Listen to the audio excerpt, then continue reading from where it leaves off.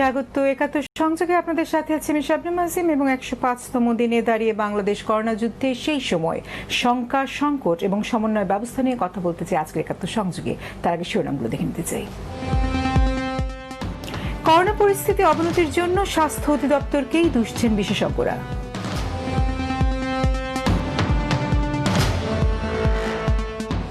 একদিনে নতুন শনাক্ত ৩,২৪০ জন, মৃত্যুর মিছিলে আরো ৩৭।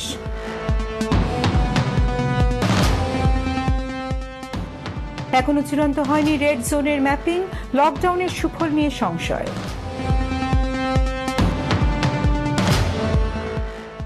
কামাল লোহানী আর নেই, সংস্কৃতি ও সাংবাদিকতার একটি অধ্যায়ের সমাপ্তি।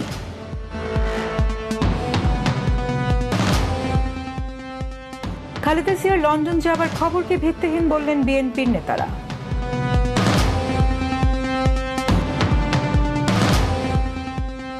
ভারী বৃষ্টি ও পাহাড়ি ঢলে বাড়ছে নদীর পানি, নিচু এলাকা প্লাবিত, ফসল নষ্ট।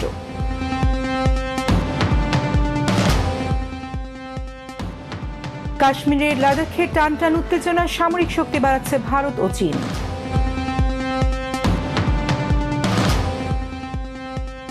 করোনা ভাইরাসে আক্রান্ত মাশরাফি আইসোলেশনে আছেন নিজ বাসাতেই।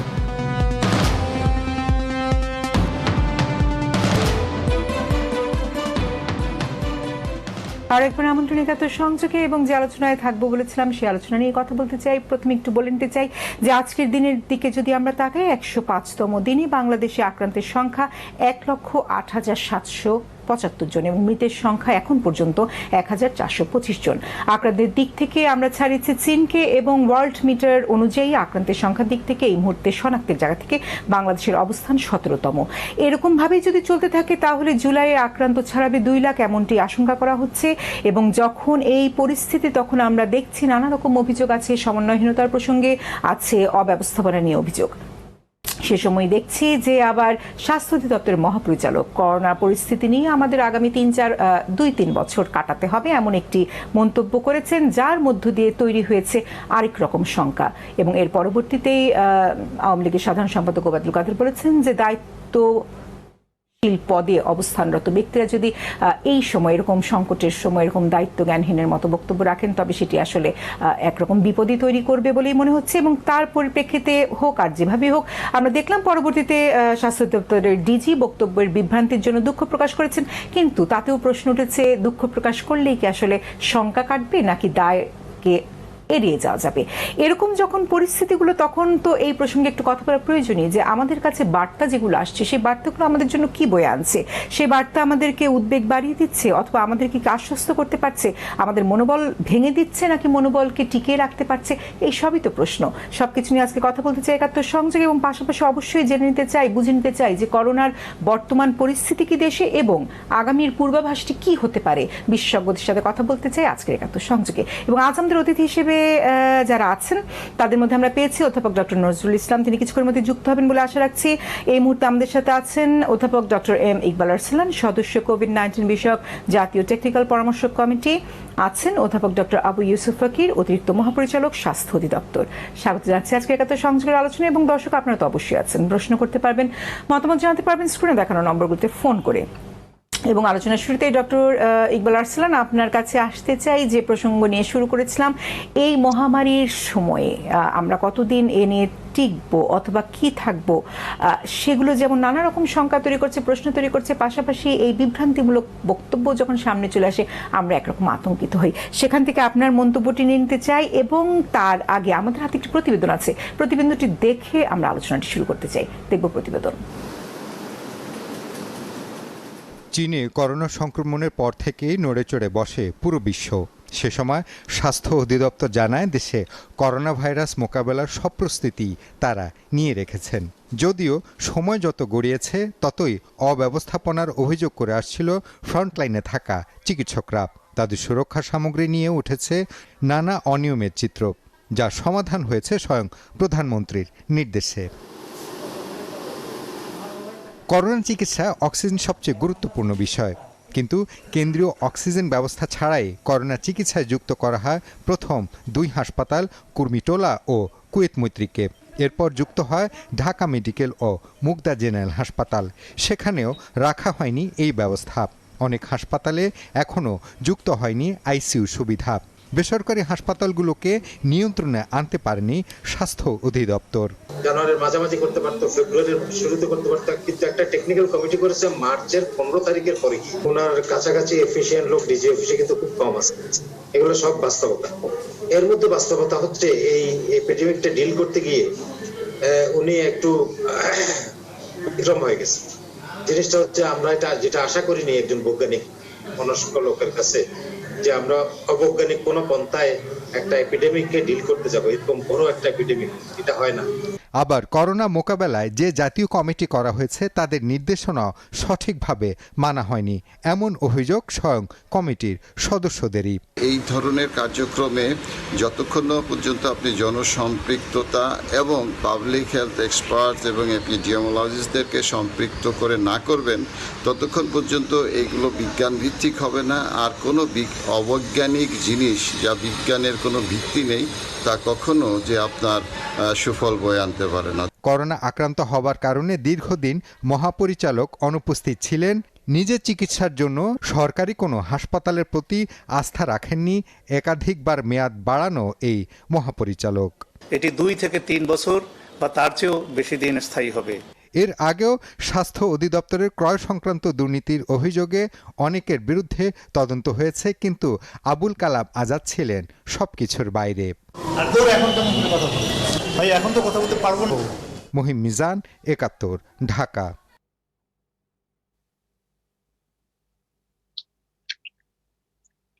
প্রতিবেদনটি দেখছিলাম, আমরা মনে হয় আলোচনায় ফিরে আসতে পারি এবং ডক্টর ইকবাল আরসালান, আপনার কাছে আসতে চাই। প্রতিবেদনের মাঝেও বিষয়গুলো উঠে আসছিল, আপনার কাছে একটু জেনে নিতে চাই যে প্রশ্নটা রাখছিলাম যে দায়টিকে আসলে এড়ানো সম্ভব কিনা, এবং একই সাথে যে শঙ্কার মধ্যে আমাদের জনগণ পড়তে যাচ্ছে বা প্রতিনিয়ত পড়ছে, মানসিক বলকে হারিয়ে ফেলছে, সেখানে আসলে এরকম বক্তব্য আশা করা যায়? ধন্যবাদ। প্রথমত হচ্ছে যে দায়ের কথা বলেছেন, যে কথাটা আপনার প্রতিবেদনের প্রথম থেকে ছিল, দায় তো অবশ্যই আছে, অস্বীকার করবার কিছু নেই। কেননা আমরা প্রথম থেকে যে প্রস্তুতির কথা বলেছিলাম সেভাবে আমরা পরে প্রস্তুতি দেখতে পেলাম না, সেটা তো একটা দায়। এবং যে মানসিক ভাবে ফিজিক্যালি অ্যান্ড মেন্টাল যে প্রিপারেশন, যেটা কিনা যে আমরা আগের থেকেই প্রিপেয়ার্ড হয়ে আছি, লড়াই শুরু হয়ে গেল, আমরা সেই আপনার আমাদের যে অনুযায়ী আমাদের যে আপনার প্ল্যান অনুযায়ী আমরা লড়াই করলাম, সেই জায়গায় তো আছে। দ্বিতীয়ত হচ্ছে যে আপনার মানুষ এখন এই কোভিড আক্রান্ত COVID-19 নিয়ে সারা বিশ্বব্যাপী যে মানুষ ক্লান্ত হয়ে পড়েছে, এটা সত্য। মানুষ ক্লান্ত হয়ে পড়েছে, মানুষ মানসিকভাবে অস্থিতিশীল বা অস্থিরতায় ভুগছে। এবং আপনার হচ্ছে যে এই পরিস্থিতিতে যে আপনার এটা নিয়ে অনেক আলোচনা হচ্ছে। স্বাস্থ্য অধিদপ্তরের মহাপরিচালক যেটা বলেছেন সেটা উনি সোজা সাপটা বলেছেন বলেই হয়তো তিনি সমালোচিত হচ্ছেন। কিন্তু বিষয়টা আপনি যদি বিশ্বের বিভিন্ন বিশ্ববিদ্যালয়ের যারা আপনার এই বিষয়ে যারা বিশেষজ্ঞ, অনেকগুলো বিশ্ববিদ্যালয় যে আমার হাতে আছে এবং আমার মোবাইলে আছে, এগুলো হচ্ছে যে আপনি যদি দেখেন, এবং আমি বোধহয় প্রায় 1 মাস আগে আপনাদের চ্যানেলে এটা বলেছিলাম যে আমাকে জিজ্ঞেস করা হয়েছিল যে এটা কত দিনে আসলে আমরা এর থেকে মুক্তি পাবো। তখন আমি উত্তরে বলেছিলাম যে যতক্ষণ না পর্যন্ত হার্ড ইমিউনিটি আমাদের মধ্যে তৈরি হবে, ঠিক ততক্ষণ পর্যন্ত এটা স্মল পক্স যেভাবে আমাদের সমাজে সারা পৃথিবীতে যেভাবে ছিল সেভাবেই এটা থাকবে। এটা হলো রূঢ় বাস্তবতা। এই রূঢ় বাস্তবতা এবং এই হার্ড ইমিউনিটি তৈরি হওয়ার জন্য দুটো জিনিস আছে, একটা হচ্ছে যে ন্যাচারাল আর একটা হচ্ছে আর্টিফিশিয়াল। এবং ন্যাচারালটা হচ্ছে যে আমাদের সবাই 80% মানুষ, পৃথিবীর এই 700 কোটি মানুষের মধ্যে এর 80% মানুষ যখন ইনফেক্টেড হয়ে যাবে তখন হার্ড ইমিউনিটি ডেভেলপ করবে। অথবা যে ভ্যাকসিন আবিষ্কারের কথা আমরা শুনতে পাচ্ছি, সেই ভ্যাকসিন আবিষ্কারের পরে যদি আমাদের এই 700 কোটি মানুষকে সেই ভ্যাকসিন প্রদান করা যায়, দিয়ে যদি হার্ড ইমিউনিটি তৈরি করা যায়, তখন হচ্ছে যে আমরা পরিত্রাণ পেতে পারি। এবং যতক্ষণ পর্যন্ত এই ব্যবস্থাটা তৈরি না হবে ততক্ষণ পর্যন্ত থেকে থেকে আপনার হবে। এবং আমরা যদি বিশ্বের অন্যান্য জায়গায় দেখি যে যেখানে ইরাডিকেট হয়ে গেছিল সেখানে কিন্তু আবার সংক্রমণ হচ্ছে। তো আসলে স্বাস্থ্য অধিদপ্তরের মহাপরিচালক যেটা বলেছেন, ভুল করেছেন, সেটা হচ্ছে সোজা সাপটা বলেছেন। এবং এইটার আপনার যে অনেকেই তাকে যে আপনার এই গণমাধ্যমে এমন ভাবে বলেছেন, তার বৈজ্ঞানিক ভিত্তি কি বা বিভিন্ন ভাবে তিনি সমালোচিত হয়েছেন। এটা ঠিক যে সমালোচনা তো করার সবারই অধিকার আছে। এবং আমরা যেহেতু এখন মানে 17 কোটি মানুষের মধ্যে যারা অ্যাডাল্ট তারা সবাই এখন কোভিড-19 আসলে বিশেষজ্ঞ, আমরা তো বিশেষজ্ঞ মতামত দিতেই পারি। তো সেভাবে আমরা এবং আমাদের চিকিৎসকদের মধ্যে এরকম অনেক বিশেষজ্ঞ আছে যারা আসলে বিজ্ঞান ভিত্তিক যে প্রশ্ন তারা তৈরি করছেন। তবে যে বিষয়টা সেটা হলো যে প্রকোপটা কিন্তু এভাবে থাকবে না। যদি থাকেও তাহলে আমরা যখন দেখেছি প্রথমে যে গ্রামের পর গ্রাম আমি অবশ্যই ফিরবো আপনার কাছে। আচ্ছা আচ্ছা, জি ধন্যবাদ। প্রকোপের জায়গাতে আরেকবার অবশ্যই কথা বলতেই চাই, কারণ আমাদের আগামী দিনের পূর্বাভাসগুলো সম্পর্কেও জানা খুব জরুরি। এখন আমাদের সাথে এই মুহূর্তে সংযুক্ত হয়েছেন অধ্যাপক ডক্টর নজরুল ইসলাম, বায়োলজিস্ট, সাবেক ভিসি বিএসএমএমইউ এবং সদস্য কোভিড-19 বিষয়ক জাতীয় টেকনিক্যাল পরামর্শ কমিটি। আপনাকে স্বাগত জানাচ্ছি ডক্টর নজরুল ইসলাম, এবং আপনার কাছে চলে আসতে চাই এই বক্তব্যের সমালোচনার ক্ষেত্রে যেমনটি বলছিলেন ডক্টর আরসালান, সেখানে আরেকটু যুক্ত হয়েছে সমালোচনার কারণটি বোধ হয় যে সংবাদ বিজ্ঞপ্তিতে যখন তিনি দুঃখ প্রকাশ করেছেন, বিভ্রান্তির কথাটি স্বীকার করেছেন, তখন তিনি বলছেন বৃহস্পতিবার বক্তব্যের স্ক্রিপ্টটি দ্রুততার সঙ্গে তৈরি করায় মহাপরিচালক আসলে সেটি ভালো করে পরীক্ষা করার সুযোগ পাননি। এরকম যখন বক্তব্য আসে তখন তো আসলে নানা রকম প্রশ্ন উঠেই থাকে। আপনি পুরো বিষয়টিকে কিভাবে দেখছেন? এবং একই সাথে যখন আমরা কথা বলছি 105তম দিনে, সেই সময় তো আমাদের শনাক্তের সংখ্যা যেমন 1,08,775 জন, মৃতের সংখ্যাও কিন্তু 1,425 জন। কিভাবে দেখছেন ডক্টর নজরুল ইসলাম? আমাদের এখন আমাদের যে দেশের পরিস্থিতিটা, আমাদের দেশের পরিস্থিতিটার মধ্যে একটা হচ্ছে একটা কর্মকাণ্ড চলছে পূর্ব রাজাবাজারে, যে একটা কি যেন একটা চলছে, আমরা জানি না ওখানে ভিতরে কি হচ্ছে। একটা গেট দেখি মাঝে মাঝে, ওখানে লকডাউন হয়ে গেছে। আচ্ছা, লকডাউনের যে উদ্দেশ্যটা, যে সেখানে ভিতরে যে কয়টা পেশেন্ট আছে, আমরা শুনতে পেয়েছি এর মধ্যে 39টা পেশেন্ট ছিল, পরে আরো 26টা পেশেন্ট পাওয়া গেছে। এদেরকে কি করা হয়েছে আমরা কিন্তু জানি না, আমাদের বলা হয়নি। এইটা ব্যাপার। এখন আসল কথা হচ্ছে, যদি মানে একটা বাঘ কামড় দিয়ে বেড়ায়, সেটাকে আপনি ধরে নিয়ে যে খাঁচার মধ্যে রেখে দিলে কেমন করে কামড়াবে? আর আরেকটা বুদ্ধি হচ্ছে, বাঘটাকে ছেড়ে দিয়ে একবেন সমস্ত মানুষগুলোকে খাঁচার মধ্যে ভরে রাখেন, তাও কামড়াতে পারবেন না। তো কোনটা আপনি পছন্দ করবেন? এই বাঘটাকে খাঁচার মধ্যে রাখা। সুতরাং যারা ইনফেক্টেড তাদেরকে যদি আপনি আইসোলেট করেন এবং কোয়ারেন্টাইনে নিয়ে যান, তাহলে এই পপুলেশনকে আপনি ছেড়ে দিতে পারেন। আমার মতে এই যে সামাজিক এবং অর্থনৈতিক কর্মকাণ্ড বন্ধ না করে আমরা যদি সবাই মিলে যদি এই ইনফেক্টেড পেশেন্ট এবং তাদের কন্ট্যাক্টদের ট্রেস করতে পারি, এবং ইনফেক্টেড যারা আছে তাদেরকে আইসোলেশনে, এই কন্ট্যাক্টদের কোয়ারেন্টাইনে নিয়ে যেতে পারি। বড় হল লাগবে, আমাদের হল কিন্তু রেডি নেই, বড় হল লাগবে। তাহলে আমাদের সেই জায়গাটা খালি হয়ে গেল। তারপর আমরা আরেকটা জায়গা ধরলাম। এই যে লকডাউনের কথা, লকডাউন মানুষকে ভীতি সঞ্চার করে। এই লকডাউন হবে, চাল ডাল কিনে রাখো, ইয়ে করো, সে করো, এই ইত্যাদি। এই ধরনের ভীতি একটা কিন্তু আমাদের এগেনস্টে কাজ করে।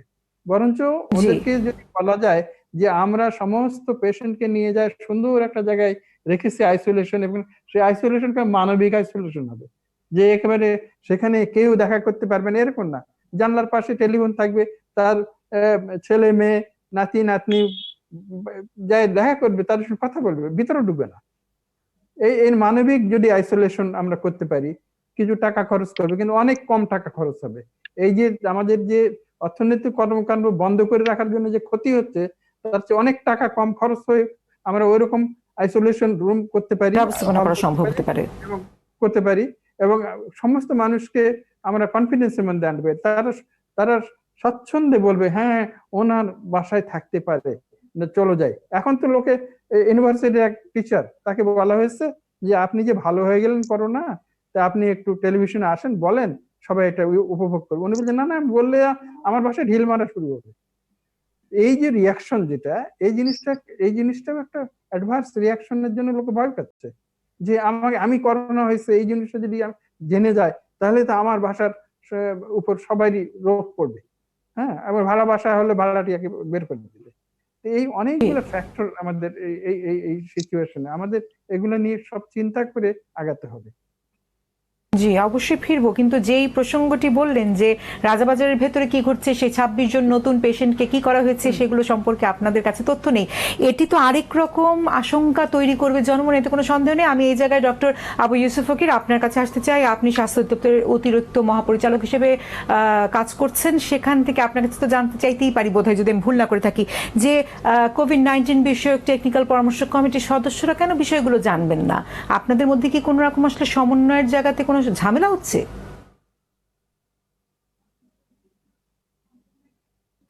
ডক্টর আবু ইউসুফ।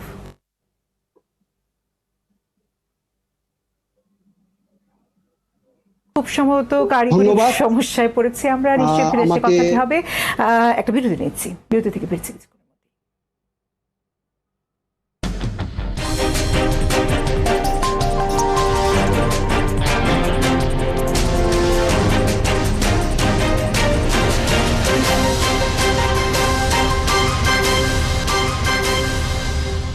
বিরতির পরে আরেক আমন্ত্রণ একাতে সংযোগ, এবং যে প্রশ্নে যেতে চাই সেটা হচ্ছে গিয়ে ডক্টর আবু ইউসুফ ফকির আপনার কাছে, এবং যেমনটি আমরা শুনছিলাম সেখানে কোভিড-19 বিষয়ক টেকনিক্যাল পরামর্শ কমিটির সদস্যই বলছেন যে তারা জানেনই না আসলে রাজাবাজারের ঘটনাগুলো কি, 26 জন যে পেশেন্টরা নতুন করে আক্রান্ত হলো তাদের কি হলো, কেন তারা জানবেন না? তারা তো পরামর্শ কমিটির এবং মানে দেশের সব বিজ্ঞজনদেরকে নিয়ে এই কমিটিটি করা হয়েছে।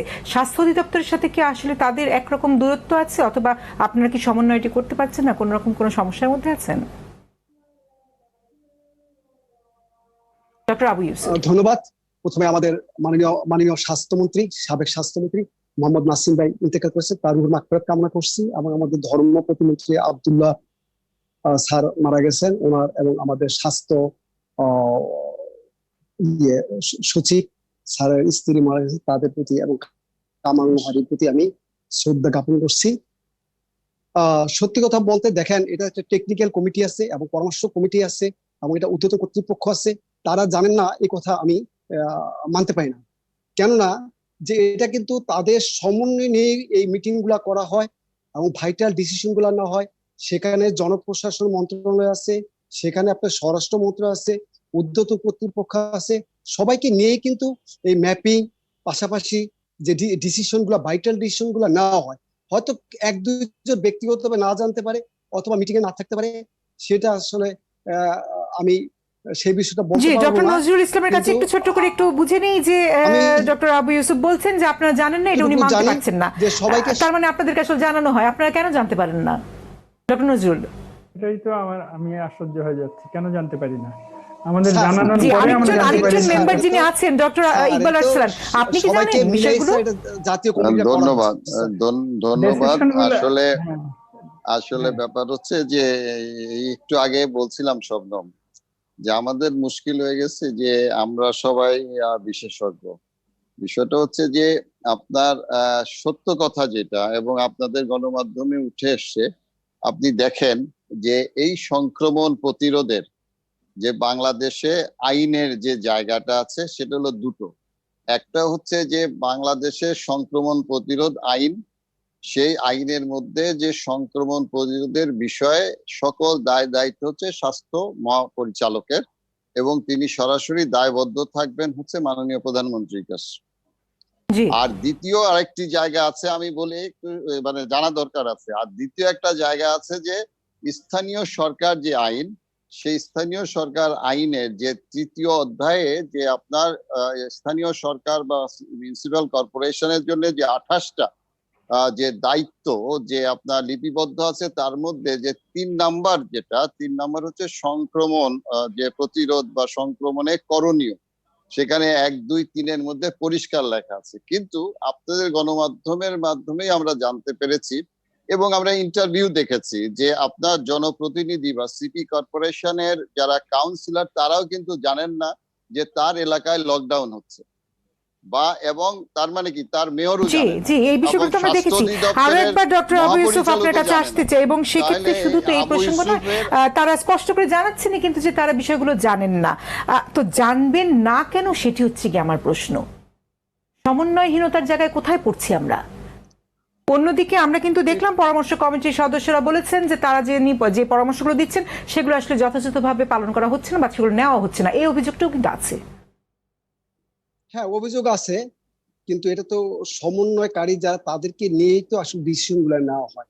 কয়েকদিন আগে আমাদের জনপ্রশাসন মন্ত্রণালয়ের প্রতিমন্ত্রী স্যারের সাথে আমি ছিলাম, উনি কিন্তু একটা টক শোতে বলতেছিলেন যে সবাইকে নিয়ে ডিসিশন গুলো নেওয়া হয়, এবং আগে যে বড় বড় এলাকার লকডাউন যেভাবে চিন্তা করা হয়েছিল, এখন হয়তো ছোট আকারে লকডাউন গুলা করা যায় কিনা, যাতে একই ধর মিরপুর এলাকা এবং মিরপুর অনেক বড় এলাকা, সেক্ষেত্রে হয়তো একটি বড় এলাকাকে চক আউট না করে ছোট্ট একটি এলাকায় যেখানে রোগীর সংখ্যা বেশি ওইভাবে করা যায় কিনা, সেটা জি, স্থানীয় কিন্তু স্বাস্থ্য সিটি অধিদপ্তরের কর্পোরেশনের দায়িত্ব যারা কতটুকু আসলে?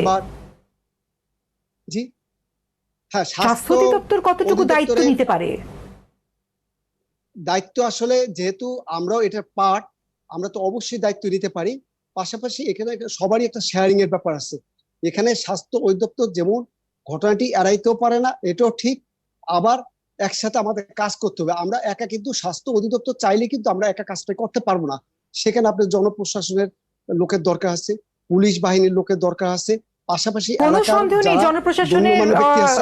সাহায্য আপনাদের লাগবেই, কিন্তু স্বাস্থ্য বিষয়ক যে বিষয়টি, সেই তথ্য তো মূলত বা সেই পরামর্শটি তো মূলত আপনাদের জায়গা থেকে আসতে হবে, তারপর সেখান থেকে তা তো জনপ্রশাসনকে অবশ্যই, নিয়ে তা তো আপনারা অবশ্যই। কাজগুলোকে করবেন অবশ্যই, বলেই অবশ্যই। আমরা বুঝি, অবশ্যই, আমরা না, সাধারণ মানুষরা সেজন্য বুঝি। স্বাস্থ্য এখন পর্যন্ত তো অধিদপ্তর তো সেই জোনিং এর বিষয় হয়নি।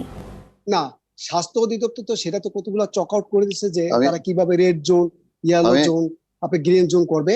পাশাপাশি জি, ডক্টর ইকবাল যে হাসান কিছু যুক্ত করতে স্বাস্থ্য চাইছেন। আমি অধিদপ্তর আমি আমি একটা প্রশ্ন করতে চাই জি স্বপ্ন, স্যার, অবশ্যই।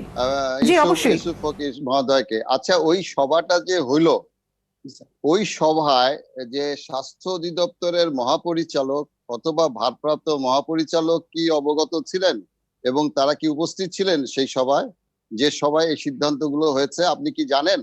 না স্যার, আমি এটা জানি না স্যার। তাহলে আপনি, তাহলে আমি জানি যে স্বাস্থ্য অধিদপ্তরের মহাপরিচালকও ছিলেন না, ভারপ্রাপ্ত মহাপরিচালকও ছিলেন না। তাহলে সেটা আপনার স্বাস্থ্য অধিদপ্তরের প্রতিনিধিত্ব তো মানে যেহেতু এই সংক্রমণের জন্য সরাসরি স্বাস্থ্য অধিদপ্তরের মহাপরিচালক মাননীয় প্রধানমন্ত্রীর কাছে দায়ী থাকবেন, তো সেখানে স্বাস্থ্য অধিদপ্তরের মহাপরিচালক অথবা ভারপ্রাপ্ত মহাপরিচালক কেউ জানেই না, কেউ সেখানে থাকলো না, তাহলে আপনি কি করে বলতেছেন যে আপনার সমন্বিত প্রয়াস, বা কি করে বলতেছেন যে এই জিনিসটাকে আপনি বৈধতা দিচ্ছেন? কিন্তু শবনম, আমি একটা কথা জি বলতে জি, চাই। ডক্টর নজরুল বলতে চাচ্ছেন। জি, হ্যাঁ, অবশ্যই। দেখেন আমরা প্রত্যেকদিন আমরা প্রেস রিলিজ দেখি না, আড়াইটার সময় আমাদের কোভিড সম্বন্ধে যে কথা বলা হয়, তাতে সাউথ ইস্ট এশিয়া বলা হয়, পৃথিবীর কথা বলা হয়, কিন্তু রাজাবাজারের কথাটা কোনোদিন বললো না। এই যে ডক্টর ফকির যে বলছেন জানেন না কেন, কেমন করে জানবো রাজাবাজারের স্ট্যাটাসটা কি ওখানে এখন পর্যন্ত জানেন? ডক্টর ফকির কি বলতে পারবেন রাজাবাজারে এই যে 39টা আগের পেশেন্ট এবং পরে 26টা পেশেন্ট কোথায় আছে? জি, ডক্টর ইউসুফের কাছ থেকে যদি আমরা উত্তরটি জেনে নিই, আমার মনে হয় না এটা কোনো গোপনীয় তথ্য হওয়ার কথা। ডক্টর আবু ইউসুফ যদি উত্তরটি দিতেন। গোপনীয় তথ্য কেমন হবে? ডক্টর আবু ইউসুফ হ্যাং হয়ে গেছে। আজকে কেন সময়ে সময়ে হ্যাংটি হয়ে যাচ্ছে বুঝতে পারছি না। শুনি, জি হ্যাঁ। জি জি, এই তো আমরা ডক্টর আবু ইউসুফকে আবার যুক্ত করতে পেরেছি। যে আপনার কাছে মূলত প্রশ্ন জানতে চাচ্ছিলাম যে রাজাবাজারের যে অবস্থাটি বা যে প্রসঙ্গটির কথা উঠে আসলো যে 26 জন নতুন পেশেন্ট, তারা কোথায় আছেন, এই তথ্য কি আমাদেরকে দেয়া যায়? তারা যতটুকু আমি জানি যে তারা বাসায় আছেন, তারা ভর্তি হয়েছেন কিনা সেটা আমি আসলে ঠিক জানি না আসলে। এই উত্তরটা কি খুব ভালো গ্রহণযোগ্য হলো কিনা ডক্টর নজরুল? আপনি বিচার করেন। আমি চিকিৎসা তো আমার কাছে জানতে চাচ্ছি। আমরা পরের প্রসঙ্গে চলে যাই, কারণ আরো অনেকগুলো বিষয় নিয়ে কথা আছে। আমরা সংখ্যা নিয়ে বলছিলাম, এখন তো আছে সংকটের বিষয়। সেই সংকটের জায়গা থেকে যদি একটু তথ্যটি বলি, সেখানে দেখা যাচ্ছে যেই পরিমাণ আক্রান্তের সংখ্যা এই মুহূর্তে, এদের মধ্যে যদি 5 জন রোগী ক্রিটিক্যাল সিচুয়েশনে যায় তাহলে আসলে সংখ্যাটি দাঁড়াবে প্রায় 5440 জন।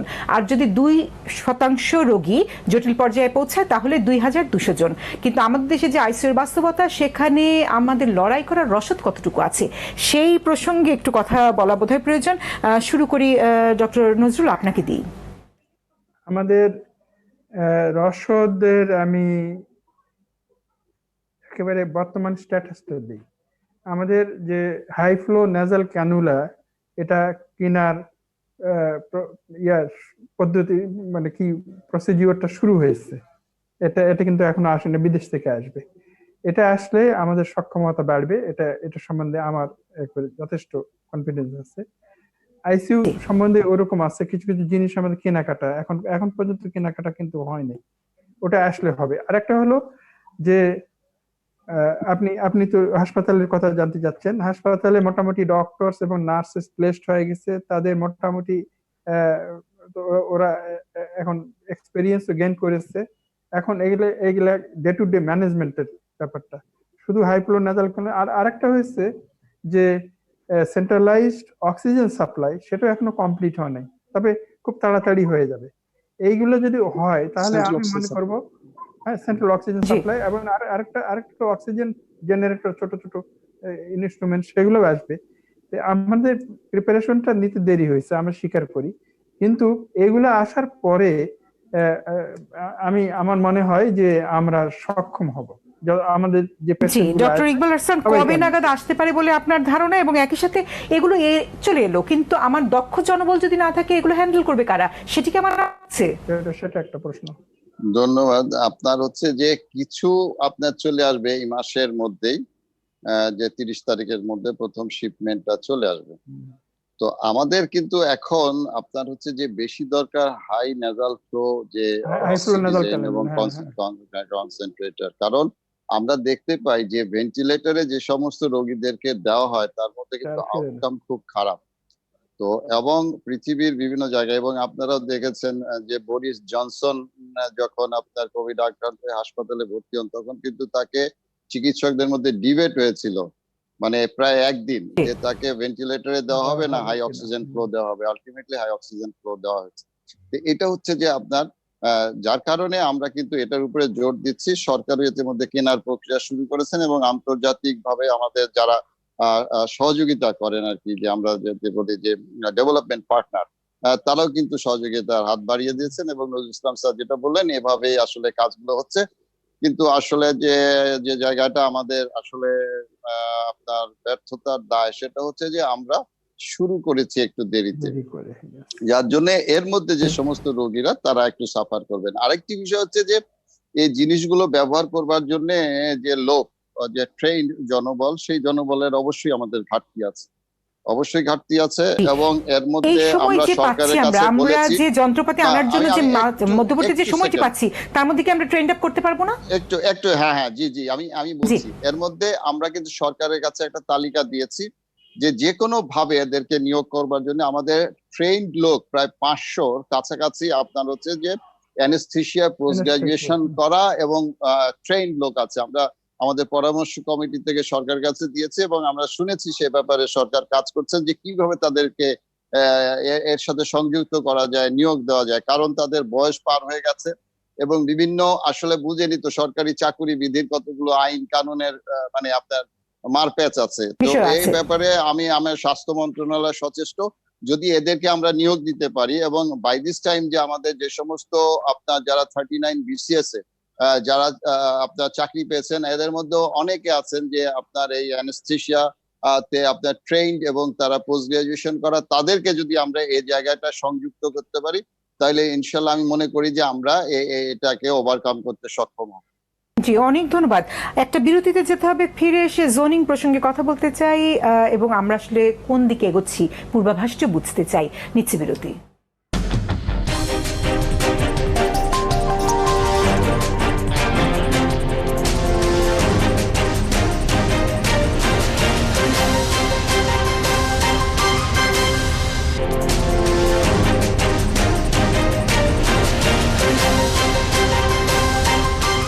স্বাগত সংযোগে এবং শেষ পর্যায়ে আমরা আছি অনুষ্ঠানে, এবং সেই পর্যায়ে অবশ্যই এই প্রসঙ্গ তো উঠতেই হবে, সেটা হচ্ছে আগামী দিনের পূর্বাভাসটা কি হবে।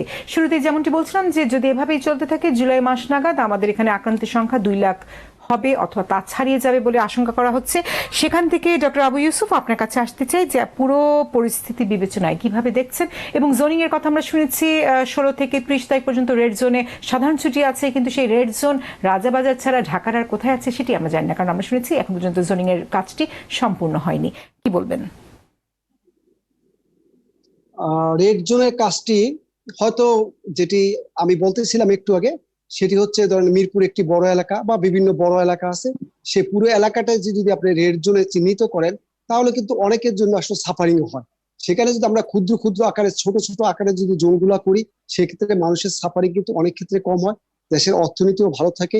পাশাপাশি মানুষের কিন্তু রেড জোন থাকলেও সেখানে আপনার অ্যাম্বুলেন্স সার্ভিস দিতে হবে, তারপরে মুদি দোকানগুলা যাতে নিত্য নৈমিত্তিক যে এটি যে কাজগুলা কয়েকটি সেই বাড়ি কাজগুলো করার অথবা সুযোগ একটি দিতে হবে। এলাকা, ছোট এলাকা, রাস্তা ধরে করা হবে সেটি সম্পর্কে মাননীয় প্রতিমন্ত্রী জনপ্রশাসন মন্ত্রণালয় স্পষ্ট করে উল্লেখ করেছেন আমাদের অনুষ্ঠানে, কিন্তু সেটি এখনো হয়ে উঠলো না।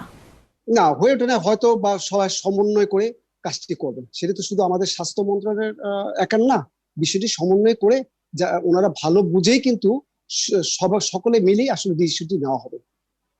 জি, আগামী দিনে বাংলাদেশের এই সংক্রমণের হার কেমন হবে বলে আপনি আশঙ্কা করছেন? আমার কাছে মনে হচ্ছে আপনি গত কয়েকদিন যদি লক্ষ্য করে থাকেন যে আমাদের টোটাল যে টেস্ট করতেছি, টেস্টে 21%, 22%, 23% এরকমই কিন্তু মোটামুটি একটা স্টেবল কাছাকাছি অবস্থায় আছে। আমার কাছে মনে হচ্ছে আমরা প্লাটুতে চলে এসেছি, হয়তো কয়েকদিন পরে ইনশাল্লাহ হয়তো এটা নেমে যাবে। যেটা যে উপরের দিকে উদ্যোগতে বাড়তে থাকবে, প্রথম দিকে যেভাবে র্যাপিডলি বাড়তেছিল সেভাবে কিন্তু বাড়েনি। আর আমি কিন্তু আসলে আপনি কি মনে করছেন আমরা পিকে পৌঁছে গেছি? আমার কাছে তাই মনে হচ্ছে যে আমাদের পিকের কাছাকাছি আমরা চলে আসছি। জি, ডক্টর ইকবাল আসসালাম। জি, ধন্যবাদ শবনম। সেটা হচ্ছে যে আপনি, আমি সংক্ষেপে বলছি, সেটা হলো যে আপনি টেস্ট নাম্বার এবং আপনার পার্সেন্টেজ এটা আপনাকে দেখতে হবে, ঠিক আছে? আপনার হচ্ছে যে এখন আমি কিন্তু প্লেটুতে টেস্টের নাম্বারে প্লেটুতে আছি, অতএব পার্সেন্টেজ অনুযায়ী কিন্তু টেস্ট ডিটেকশন সেটাও প্লেটুতে থাকবে। তার মানে এই না যে সংক্রমণ বাড়ছে না, এবং সংক্রমণ আমি যদি টেস্ট বাড়াতে পারতাম তাহলে আমি সংক্রমণের গতিটা দেখতে পারতাম। যেহেতু বিভিন্ন কারণে আপনার হচ্ছে যে ডেফিনেটলি লেজিটিমেট কারণে আমরা সংখ্যা বাড়াতে পারছি না এই মুহূর্তে, সেজন্য আমরা আসলে গতিটাও বুঝতে পারছি না। আর এই যে আপনার হচ্ছে যে আপনার প্রেডিকশন মডেল, এই প্রেডিকশন মডেল পৃথিবীতে যেখান থেকে দিয়ে থাকুক, এই প্রেডিকশন মডেল কিন্তু কোনোটাই যে আপনার বাস্তবিক অর্থে আমরা দেখি নাই যে সেরকম ভাবে হয়েছে। অনেক ধন্যবাদ। ডক্টর নজরুল আপনার কাছে আসতে চাই, শেষ মন্তব্য নেব। আমার মন্তব্য হলো যে প্ল্যাটুতে যে আমরা এসেছি এটা ঠিকই, প্ল্যাটু থেকে এসেছি, মানে এটা এখন কন্টিনিউয়াসলি একই রেটে সংক্রমণটা হচ্ছে। আমাদের কাজ হচ্ছে এই প্ল্যাটু থেকে এটাকে নিচে নিয়ে যাওয়া। এই কাজ, এটা কি স্ট্র্যাটেজি ফলো করে আমরা নিয়ে যাব সেটাই আমাদের নেক্সট করণীয়। তার জন্য কি যথার্থ ব্যবস্থার মধ্য দিয়ে আমরা আছি? শোনা যাচ্ছে যে আছি, রেড জোন, ইয়েলো জোন। তাহলে এখন শুধুমাত্র আসলে অপেক্ষা, এবং আমরা আশা রাখতেই চাই, আমরা প্রত্যাশা করতেই চাই যে এই প্রসঙ্গটি মানে এখানে অবশ্যই আমরা আসলে ভালোর দিকে এগোবো এবং এই সংক্রমণ কমে আসবে। সকলকে আরেকবার ধন্যবাদ জানিয়ে আজকের মতো শেষ করতে হচ্ছে আলোচনা। ভালো থাকবেন 71।